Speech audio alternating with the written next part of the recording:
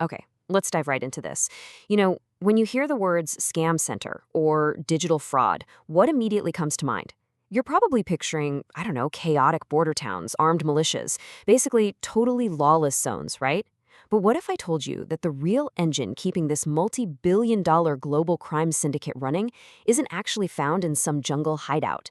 What if the real circulatory system of this entire empire is hiding in plain sight, completely wrapped up in the pristine, ultra-efficient infrastructure of one of the world's absolute favorite tourist destinations? Well, welcome to The Explainer. Today, we are peeling back the layers of a massive, completely hidden logistical machine. This explainer is actually driven by Natalie G. Turner's explosive investigation, which really serves as our roadmap today. It exposes Thailand as the central nervous system of Asia's scam empire. We're going to literally trace the silent wires of this network.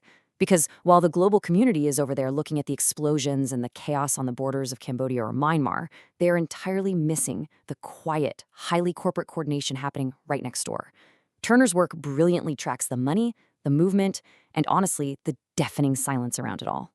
Now, what's really interesting here is the stark contrast between the media myth and the hidden reality. The media absolutely fixates on the violence. They show us places like Sihanoukville or Mayawati, places with guns, burning buildings, total lawlessness. But the reality? The reality is Thailand's pristine corporate infrastructure. Scam centers don't actually thrive on chaos. They need predictability. They need high-speed internet and perfectly clean supply lines. Now, Thailand doesn't operate these scam centers directly, but as Turner points out, it provides the clean suit, it provides the efficient airports and the banking systems that let all this poison flow in the first place. Before we go any further, though, we really need to define what exactly is happening inside these compounds, because we are not just talking about a room full of annoying spam callers. No, this is digital slavery. It's a system purpose-built to deceive at a massive global scale. And on the surface, these places are wired exactly like a modern tech startup. They've got quotas, custom apps, even HR software. But beneath all that corporate veneer, they run entirely on fear, dead bondage, and confiscated passports. The workers themselves are very often victims, just trapped behind locked doors. All right, let's get into Section 1, the infrastructure of deception. So how exactly does a digital prison get its Wi-Fi? Well, this is the backbone of the scam empire. You've got high-speed fiber optic networks beaming data directly from Thai soil deep into those neighboring border towns. You have bulk prepaid, unregistered SIM cards being bought by the thousands in normal Bangkok malls, laptops, routers, power banks, and crucially, a whole underground passports for hire industry. Think about it. A box of phone chargers or a huge stack of SIM cards bought in a Thai city looks perfectly legal on paper. It's just normal commerce. But those goods are being funneled directly into illicit compounds. The scams might be happening across the border, but the bandwidth and the tech, that's coming from right here. Moving on to Section 2, the human conveyor belt. Let's look at how this builds into a terrifyingly seamless human conveyor belt. Step 1, a fake job ad for, say, data entry goes up on Facebook or Line. Step 2, the victim, super excited they've landed a great gig, gets picked up in a clean, totally normal, rented Thai minivan. Step 3, they're driven down perfectly paved highways and literally just waved through border checkpoints in places like Mysot. And then, Step 4, the doors lock, they are trapped in a foreign compound. It's honestly the mundane nature of this journey that makes it so chilling. The transport is entirely legal on the surface. It just blends right into the daily tourism and commuting traffic. And this brings us to a really uncomfortable human element. On one hand, we have the desperate reality of the victims, people who are often in debt, just looking for a way out, completely deceived. But on the other hand, we have the enablers. And we're talking about gig workers, drivers, couriers, interpreters. These aren't criminal masterminds. They are everyday people doing just one job. They get paid to drive a van from point A to point B or drop off a package of hard drives, and they ask absolutely no questions. That quiet complicity is exactly what normalizes the crime. I want to pause for a second and just read this quote directly from the source material.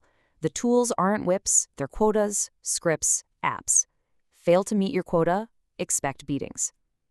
We talk a lot about logistics and infrastructure here, but we absolutely cannot lose sight of the human tragedy. Inside these centers, the bosses treat human beings as entirely disposable tools. It is a brutal, literal scam or be beaten reality.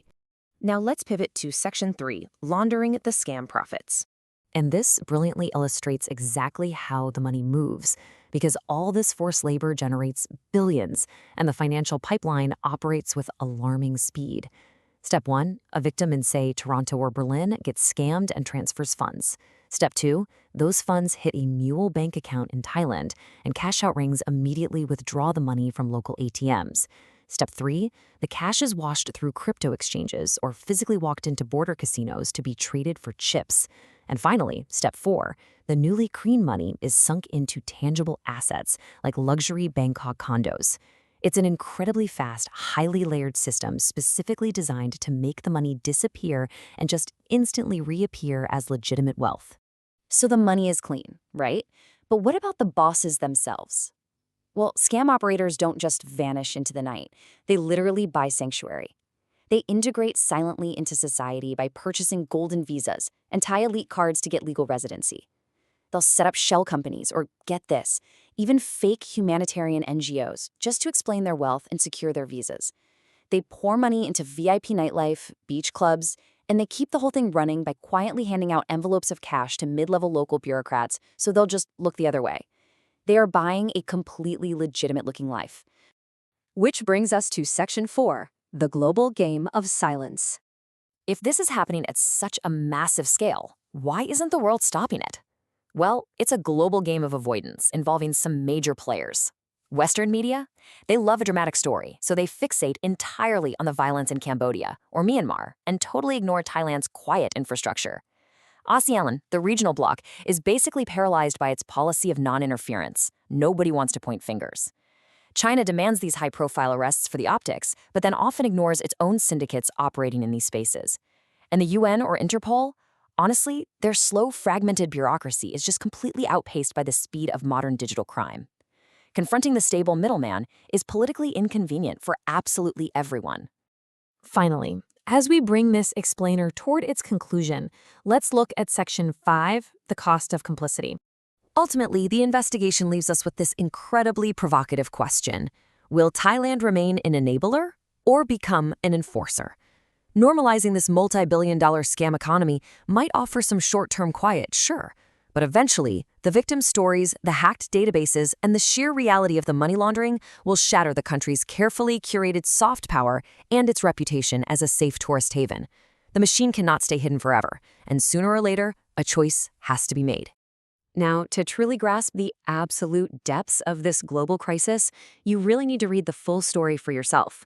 Uncover this shocking truth by picking up Natalie G. Turner's explosive, Webby-worthy investigation today. You can find it right now at https://mybook.2/nc-01063. Again, that is https://mybook.2/nc-01063. Trust me, it's going to completely change how you see the digital world. Thanks so much for learning with us today.